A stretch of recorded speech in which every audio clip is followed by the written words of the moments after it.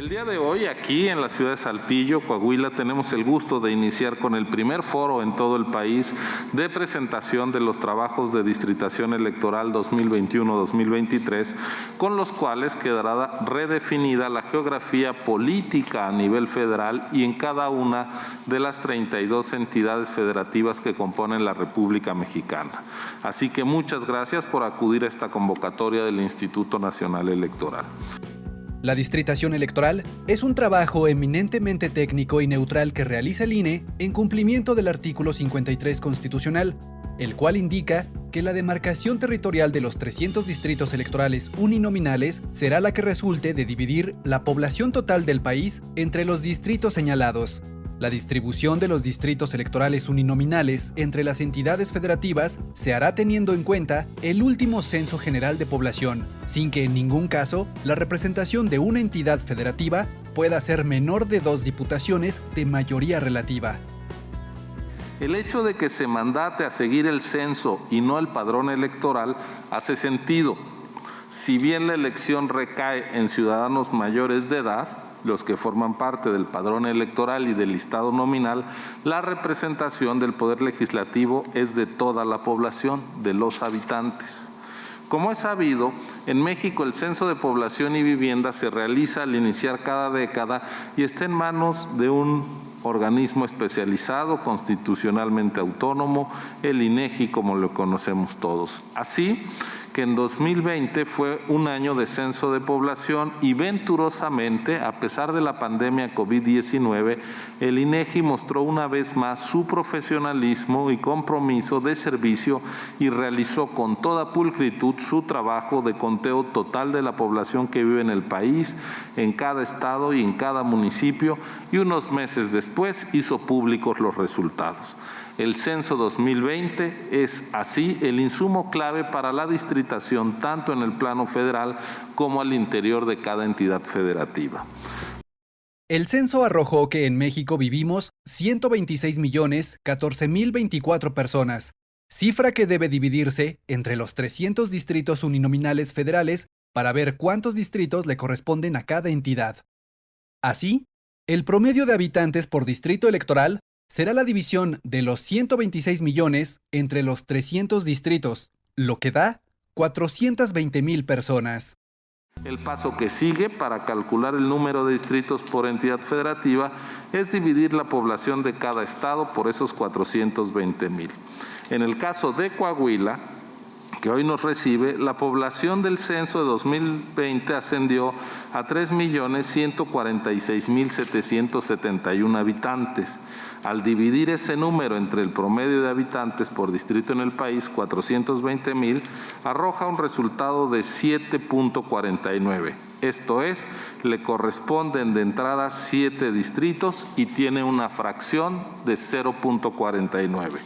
Permítanme señalar que como es normal que la división de la población de los estados entre 420,000 habitantes por distrito no arroje números enteros, habrá entidades con fracciones. Siendo así, en todo el país, la división de las poblaciones de las 32 entidades entre 420,000 da 282 distritos a partes enteras y hay entonces 18 distritos más para llegar al total de 300 que han de asignarse con el criterio de resto mayor, es decir, los 18 estados que tengan la fracción entre 0 y 1 más alta después de que se les asignan los distritos a parte entera, recibirán un distrito más. Como decía, Coahuila tiene 7 distritos por parte entera y le sobra una fracción de 0.49. Es de los 18 estados que tienen un resto mayor más alto y por tanto le toca un distrito electoral federal más para llegar a 8. Siendo así, en las elecciones a la Cámara de Diputados del Congreso de la Unión de 2024, 2027 y 2030, Coahuila va a tener 8 distritos electorales federales e igual número de diputados federales de mayoría relativa. Después de 2030, pues ya veremos porque habrá un nuevo censo y habrá que hacer la redistritación antes de las elecciones de 2033. Coahuila, así, frente a las elecciones de 2018 y 2021, que se hicieron con la distritación hasta hoy vigente y que se desprendió del censo de población de 2010, va a tener un distrito más y, consecuentemente, una diputación federal más.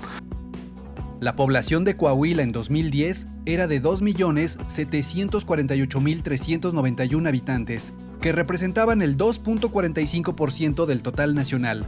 10 años después, Coahuila tiene 3.146.771 residentes, el 2.50% de la población de todo México, lo que implica que en 10 años, esta entidad tuvo un crecimiento poblacional de 398,000 personas, prácticamente equivalentes a los 420,000 que en promedio debe tener cada distrito. Es decir, si la población de Coahuila creció en casi 400,000 personas, es natural que obtenga un distrito electoral más. Aquí quiero ser muy claro y atajar los dichos de quienes señalan que el INE da y quita distritos electorales a las entidades federativas según las preferencias políticas de los votantes. Es falso. Como se puede demostrar, toda entidad que respecto al censo de 2010 tiene un distrito más o menos a partir del censo de 2020, lo hace en función de su población, no de las preferencias de sus electores. Es el número de habitantes lo que arroja el número de distritos, no las adhesiones políticas. Al INE no le interesa cómo vota la gente, si por la opción A, B, C o D. Nosotros hemos visto pasar delante de nosotros una y otra alternancia y siempre organizamos elecciones para que la ciudadanía vote en secreto y libertad, así que no tenemos compromiso con partido político alguno o con el gobierno en turno. Lo que nos interesa sí es que la gente tenga garantizado su derecho al voto y a la representación. Y el derecho a una representación igualitaria pasa por tener distritos del mismo tamaño en cuanto a su población. Por eso cada 10 años, después de cada censo, debemos hacer una nueva distritación. Es un ejercicio recurrente, reiterado, una actualización de la geografía electoral para que la representación no se distorsione. Es cumplir a la letra con el artículo 53 de la Constitución. Nada más, pero nada menos. Junto a estos foros de explicación de la distritación ante autoridades y actores políticos de las entidades, también se celebrará una consulta a los pueblos y comunidades indígenas y afromexicanas para conocer su opinión de la distritación, en particular acerca de la integración de sus municipios a determinado distrito electoral y para conocer sus preferencias de ubicación de las cabeceras distritales.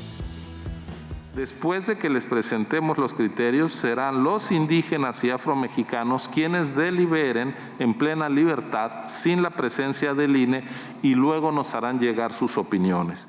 Para demostrar que la consulta a indígenas y afromexicanos se lleva a cabo conforme al protocolo aprobado por el Consejo General del INE, habrá la presencia de un órgano garante supervisando la consulta. Se trata de investigadoras e investigadores del Instituto de Geografía de la UNAM, donde también participan investigadores de los Institutos de Investigaciones Sociales y de Jurídicas de la propia Universidad Nacional.